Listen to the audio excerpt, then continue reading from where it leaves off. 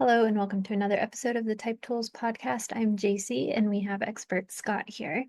Today we are talking about personality misconceptions. So when you first get into typology, you might hear a bunch of stereotypes or misconceptions about the different types, and we're going to be covering some of that today. Before we jump in, two recommendations. One, go listen to the development episodes we just recorded. So that would have been last 2 weeks. Those are going to be super helpful for helping you understand how you can overcome the stereotypes of your personality type. And two, check out the link in the bio for the handout. We're going to be talking about specific personality types and their cognitive function stack. So it can be helpful to have that handout just to see what we're talking about in real time. There's also a glossary, so if we hit any terms you're not familiar with, that's on that sheet as well. All right, so personality misconceptions. Yeah, yeah, I get it. So personality is personal and it's super complicated.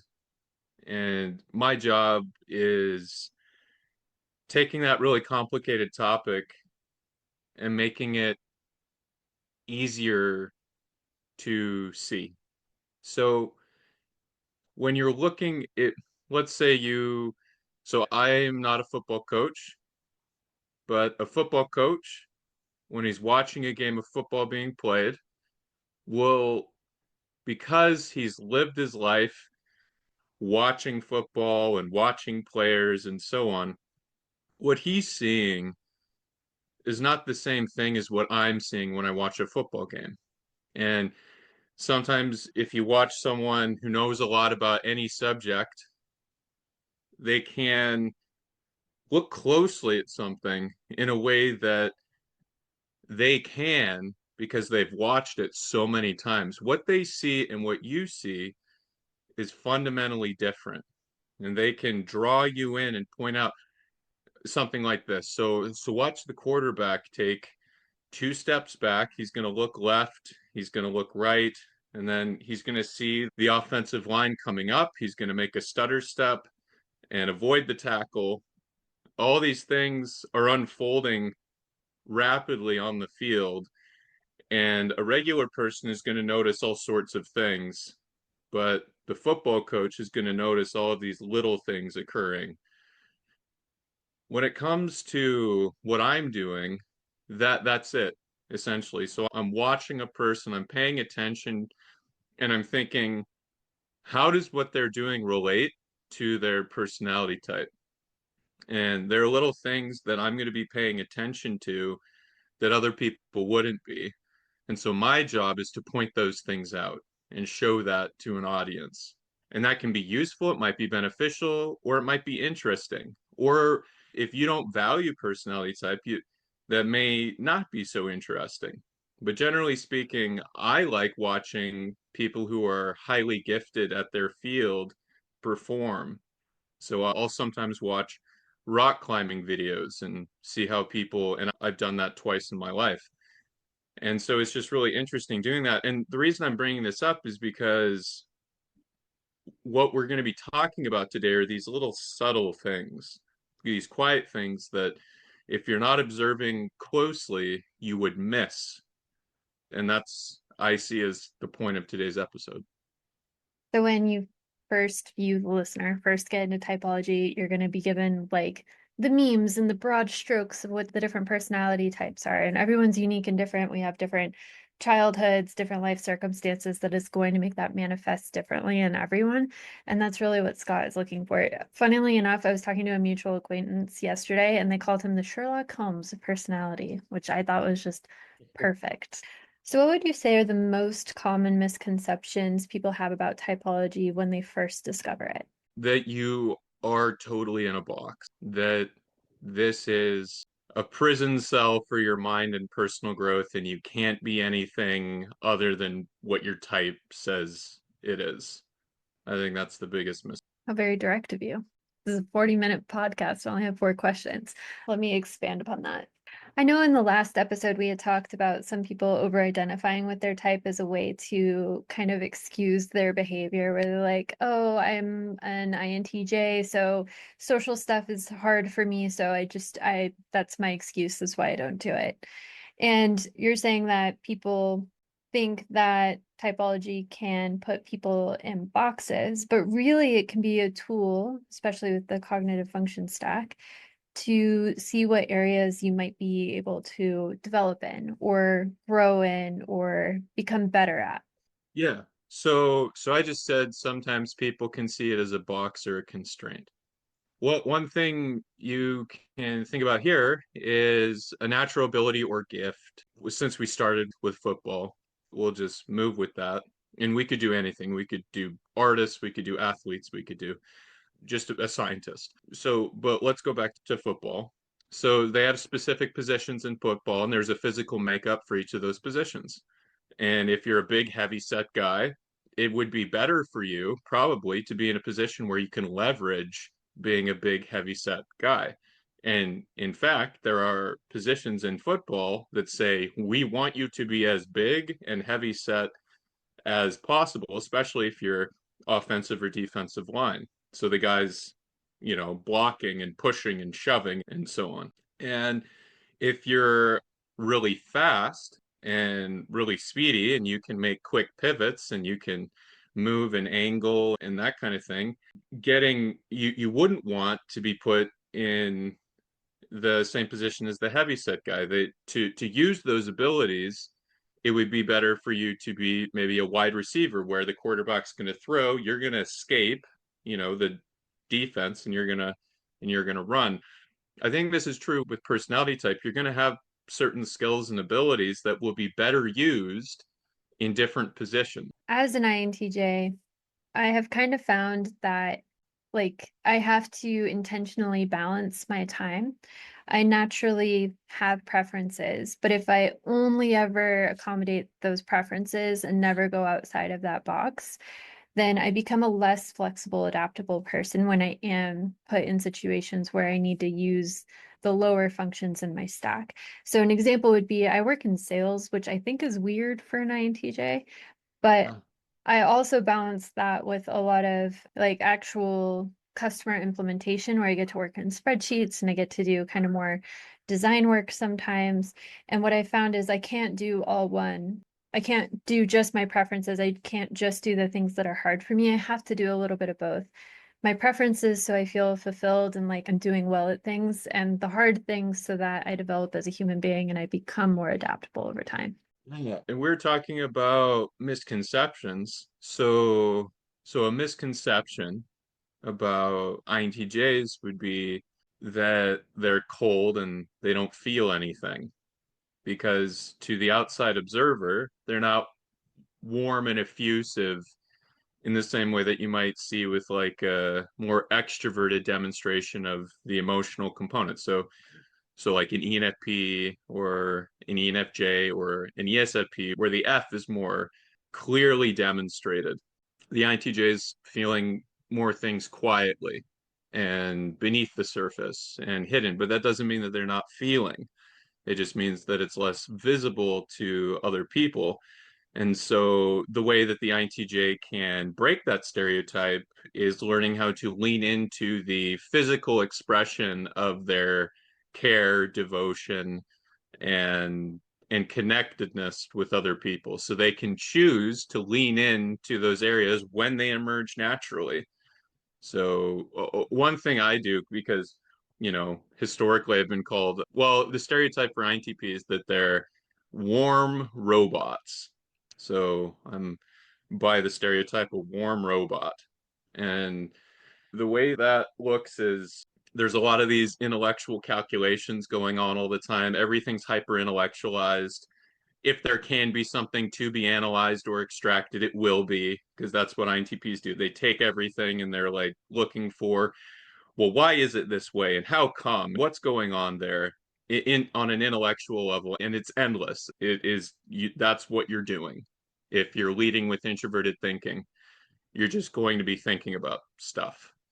And that doesn't mean that they don't care about people. And so what I've done is anytime I think to myself, oh, this is a caring emotion, I think, oh, I'd better use this right away. And so if I get the instinct to, call my mom to tell her I love her, or If I get the instinct to call, family members, brothers and sisters, I'm like, okay, I need to use this right now. I have to capitalize on this feeling. And the only reason I do that is because I know that doesn't come up all the time for me. And so to expand that, I need to lean into it when it does arise. Now, so one, it's so when you have a lower function, so your fourth function, if you're using the charts, is the one that you don't use so much. And if you develop this function, you will start breaking your stereotypes. You're going to be breaking from your stereotype when you're optimizing and focusing on using a lower function. So being a huggy, effusive, how are you? Good to see you. I'm so happy to be here as an INTP. You will be breaking your stereotype. And this is good because, like Jacie said, it's separating you from what you normally do. It's making you more capable and flexible in the moment. So for any listener, there's 16 personality types. That fourth one down, whatever it is, that's the one that you would be working on, and perhaps the third function as well, the fourth and third. And if you're focusing on those, then you will be breaking from stereotype, period. And so if you're thinking, how can this be done? Right. So we could go through and we can say these are all the misconceptions about all the personality types, and that would take, an hour or so at least. And so what I'm trying to point out is a general trend. Those lower function are used less because those aren't your preferred functions. If you choose to use those functions, you will be breaking from the stereotype of your type. So now for like a spicy question, which personality types do you think are the most stereotyped? And what do you think is missing from those portrayals of the types? Oh, I like that. I like that add-on at the end. So what's missing from the portrayals? So we kind of talked about INTPs. Beneath the surface of the INTP's desire to make sense of everything is this FE make the world a better place. You have to dig really deep. I remember there was this one podcast that I did years ago, and at the very end, the interviewer asked me, "What are you trying to get out of this?" And what came out of me was this really lovey-dovey connecting answer. And I was like, interesting, interesting. It surprised me. And it was true. I believed it when I said it. And I still believe it. It just takes a while for me to find it. And so I think for the INTP, actually, the reason that they're doing all this intellectualizing, all this discovering, is to help everybody understand each other better in a way that makes society improved. It's idealistic, it's caring. And so when the INTPs get obsessed with photography, for instance, they'll look at all the camera models and they'll collect cameras and then they'll take pictures and then over a long time they'll be like, oh, why am I taking pictures? So that I can remember the people that I care about, so I can share experiences and connect with others. But they don't go through it that way. They get to that at the end. And so I'd say that's it for an INTP. Is the reason that they're doing all this mental discovery is for the benefit of mankind, and it might take them a long time to discover that's their core motivation. Because I think when the INTP comes to the end of themselves, they ask themselves why. And the answer is to alleviate suffering, make the world better. And then whatever they've decided to zero in on, whether it be computer programming or philosophical discovery, or in my case, typology, we're doing this to connect. We're doing this to connect with others. Okay, let's do another one. What's another personality type that is very stereotyped and what's missing from that? Yeah, so ESTPs are often known for their strong presence, their social capability. Since they're physically capable, they're impressive to other people and they want to be impressive to other people. I feel like you're being nice. What's the stereotype? Oh, they're bros and they're shrewd and unsophisticated and non-intellectual. And that I think is the negative stereotype. What I've discovered is they're just trying to get things done now. And so this time to ponder and consider is rare. But when they sit down and talk about it, if you were to ask them, so it takes them a long time because they're looking to find experience after experience. It's all these data points. They're not looking for the broad, connecting, distilled understanding of the universe, like maybe an INFJ or an INTJ would. Like, where are we headed in 100 years? Said the ESTP. Almost never. And what you'll actually find is that they don't bother with those discussions, but they do know them. And if you catch an ESTP in a quiet moment, in a thoughtful moment, they'll give you these bullet point truisms that are philosophies for life, and they are simple and they are practical and they are easily applied because their filter is thousands of experiences that finally distill into a theory about life. So they won't be writing a big book about philosophy. What they will do is give you 5 bullet points of philosophy that are immediately practical. And so I find, in terms of useful philosophy, ESTPs are actually very good. And I would say this is also true for ESFPs, both with NI, introvert intuition, at the bottom. So if you want the simplest, easiest to apply philosophies, go to an ESFP or EST. Any other personality types that you feel are overly stereotyped that you want to talk about? Well, so a lot of time, so I'll do two. So we have the ESTJ, and that's sort of like the stereotypical Karen that wants to talk to your manager because they have respect for hierarchy. They want a specific experience. They're not getting it. I value hierarchy. Who's at the top so I can get my experience taken care of better? This is true.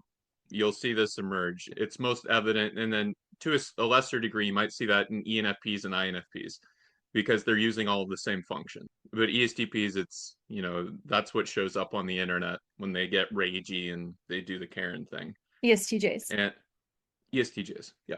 And what I've actually found over the years with ESTJs is while that is a part of their experience, and they're certainly capable of doing that, is that they're doing it for the purpose of creating a preserved social unit by removing chaos and helping people be good.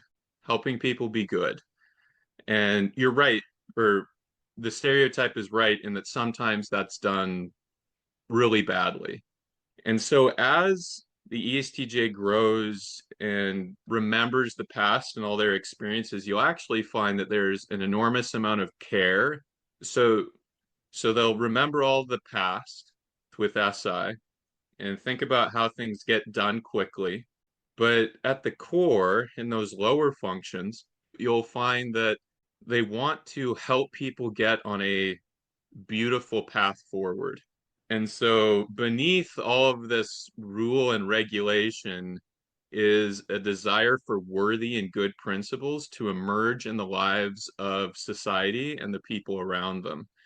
And it takes them a while to get there. So my grandma is an ESTJ, and she was an authoritarian. You didn't do what grandma didn't like. You don't do that. She'll get really mad at you. She'll tell you, Scott, make sure to, when I would visit, Scott, make sure to wipe down the showers I'd wipe down the shower after every time I'd use it. And that was to avoid getting, because there was hard water and, so they're all about maintenance. But the maintenance is to love, and the maintenance is to care, and the maintenance is to connect and have this, to be attuned to their values and what's good and virtuous, and it's about preservation. So that's a long way of saying it takes a while to get there, but you will find a softness in ESTJs. It can, in the same way it takes a long time for the INTP to find that connecting kumbaya moment, you can barrow down into the ESTJ and you'll find that they hold themselves responsible for all their failures and they feel things deeply and profoundly. All right, what's the fourth one you wanted to do? All right. So ENTJs are known for being bossy and assertive, insensitive, commandeering, overbearing. And what I've actually found is the reason for this is because they care about the person. The way they show they care is action and accomplishing tasks, getting things done. And so when they see people not realizing their potential, they step in. And what you can find, and what's missing most of the time with the ENTJ is that softness. Their delivery is, listen, I could be soft like everyone else. You need to hear some heavy truths. You need to hear some heavy stuff. You do, because you're stuck and you're not going, and this could look bad for you in the future. And that's not what I want for you. What I want for you is to be thriving and accomplishing and taking care of things. And so they when the ENTJ gets down into introverted feeling, it's about not only getting things accomplished rapidly and facilitating this vision that they have and these milestones and in, checking boxes and reaching goals. It's all of that constrained within introverted feeling, which says, I care and value you. And so when all of those functions are moving together, the ENTJ is doing tasks and accomplishing them rapidly for the purpose of giving care and affection and love to the person that they're mentoring or leading. And so that's what can happen with the ENTJ. This overbearing person now is orienting all of that care and love into helping someone get back on their feet and get moving again. And it can be very generous, it can be very giving. They'll give you a car, they'll give you because with TE and SE, they're accumulating wealth. I would argue that ENTJs are the best at making money. I'm not saying that they're the most wealthy, but if you're going to find a type, they're going to be the ones that acquire wealth most rapidly. Probably second would be the INTJ. And the ENTJ is going to give. They're going to give that to people that they care about. They spent all this time acquiring. What did you do that for? I did it because I care, right? So when that caring element comes in, they break that stereotype. So what would you say is the difference between a legitimate behavioral pattern, like that is what makes that person that type, versus just the stereotype? And maybe a way to talk about this would be to pick one of the stereotypes and talk about how the cognitive functions create that stereotype for that personality. Let's do INFP. So INFP, so if we go down the functional stack, You gotta we give the have, stereotype first. oh, stereotype would be the misunderstood poet, artist, dreamer. And so with the INFPs, they lead with introverted feeling. So they're continuously making evaluations of their environment based on, is this true? Is this worthy? Is this good? And it's not everybody else's true, worthy, good. It's their true, worthy, and good. This, I feel like this is true, worthy, and good.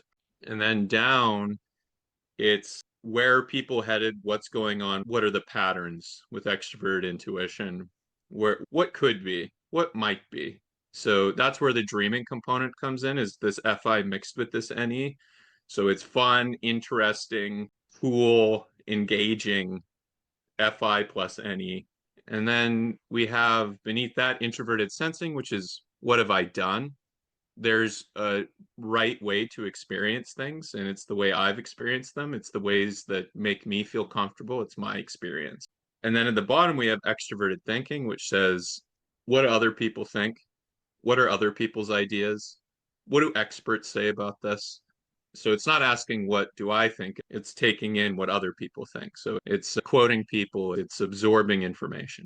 And so what you'll find with that is what can happen is you will only take in information that you like and value, which means you can miss the truth because you're only looking for things that you like. So you're going to look through 1,000 pieces of information, you're going to say, I only care about that information. That's the only information I'm going to take in, which can lead you to drawing incorrect conclusions based upon how you feel. And so as a result, what can happen is INFPs can be highly disconnected from the shared objective reality. So now this is why they're often so good at writing books, is because they have deep, rich inner worlds. And so as a result, they can generate cool landscapes, so famous writers are, Robert Greene or J.R.R. Tolkien or C.S. Lewis. So Chronicles of Narnia and Lord of the Rings, and Robert Greene did more of the laws of power and different things. And both of those are looking keenly at people and concepts, what's true and worthy and good. In the case of Robert Greene, it's what's practical and what works in a social environment. And I find that all INFPs are kind of oriented towards story. They like telling tales and making them interesting and compelling that deliver an emotional or a value generated reality. So with Lord of the Rings, it's courage, and I would say that's true with Narnia. There's more of a playfulness to it because it's through the lens of children. And then with Robert Greene, it's sort of these are stories from the past, and he goes through all these stories from the past, and that's introverted sensing. And it's taking your past experiences and then drawing out these principles and concepts. Now, each of those men, and I don't know enough about Robert Greene's past to give good info there, but with C.S. Lewis and J.R.R. Tolkien, their transformative moments occurred when they listened to the feedback of other people using extroverted thinking.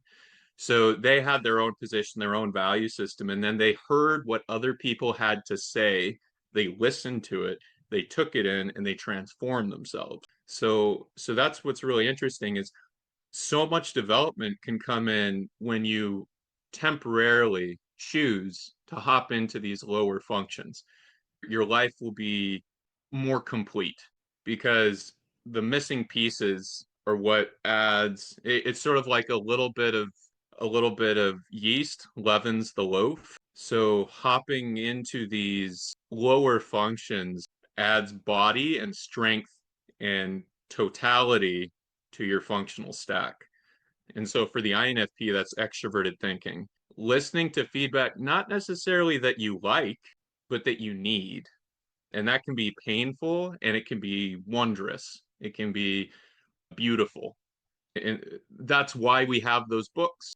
That's why we have Lord of the Rings. That's why we have the Chronicles of Narnia, because they took feedback from each other. And that's thinking feedback. That's so they were editors for each other. They were supporters of each other's work.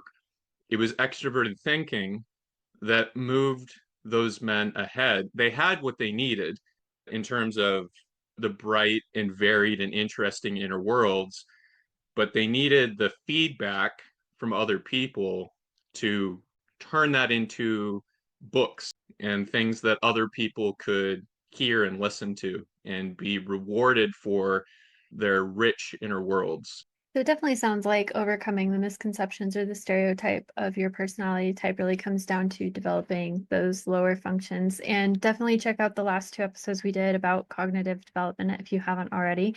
But if someone is trying to go deeper than the stereotypes or the memes we see about personality, where would you suggest they start? I don't know. I feel like self-discovery begins with the self, and we understand ourselves through contrasting ourselves with our environment. So first, think about who you are as a person, get in touch with those introverted values. What do I want? How do I feel? How am I doing? And then think about that so that's step one is self-awareness. And then self-awareness, there's sort of like a feedback loop here. So you figure out how you see yourself and how you feel about yourself. And then you check in with the outside world. So this would be more for an introvert because they're going to start there. And so for the introverts, it's know yourself, which you do because you're introverted and you do your introverted functions, which are self-oriented. And what's important for those people is to check outside themselves, check in with the tribe, however you wish to do it, ask for feedback, and be ready to receive the feedback. So choose to take in tribe feedback, however it is, whether it be other people's wants, other people's experiences, other people's thoughts, other people's feelings, whatever it is. And then for the extroverts, look inward. So you already have a good idea of whether people like you, whether people feel good about you, whether you're a good performer by other people's judgments. You already know. You and you've figured that out. So turn inward. Take some time to figure out, what do I think about this, or how do I feel about this, or how am I doing? What's happened in the past? What's been my past? Where am I headed in the future? Any of those questions, any of them, pick one, will move you to a more stable, full self. So extroverts look in on purpose, let it happen, and introverts look out and listen and take it in. Awesome. So if you are someone who has no idea what you are and you watch the mistyping episode and you're like, I don't even know if I can trust the test, but I want to work on my cognitive development, Scott can help you out with that. So feel free to book a session with him at toolswithscott.com if you want to work with him to understand your personality or how to develop it or how to improve the relationships around you. And we'll see you all in the next episode.